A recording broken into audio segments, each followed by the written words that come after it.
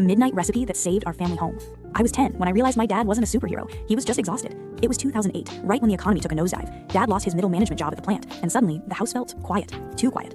One night, I caught him in the kitchen at 2 a.m., staring at a stack of overdue bills. He didn't see me. He just put his head in his hands and sighed. It was the heaviest sound I'd ever heard. The next morning, the house smelled like heaven. Dad was covered in flour, pulling a tray of what looked like oversized cookies out of the oven. He called them cloud cakes. They were these weird, fluffy hybrids of a muffin and a shortbread, golden brown with a hint of sea salt. He told me it was an old family recipe from his grandmother in Kentucky, something she used to make during the Great Depression. For weeks, he'd be up before the sun, baking hundreds of them. My mom hated it. She'd say, "Gary, we need a steady paycheck, not a bakery." They'd argue in low, jagged whispers while I pretended to sleep.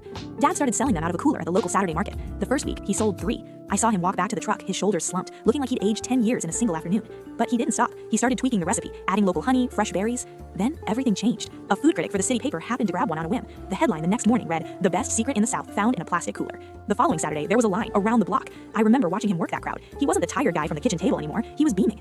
5 years later, we weren't just okay, we were thriving. Dad opened the Cloud Cafe right on Main Street. On my 18th birthday, he handed me a small leather-bound book. It wasn't the recipe, it was a ledger. He'd tracked every single cent from that first year. At the bottom of the last page, he'd written, "For your tuition, never let a bad day tell you who you are." That's when I finally got it. He didn't start baking because he loved cookies. He started baking because he loved us. And honestly, that's the most American story I know.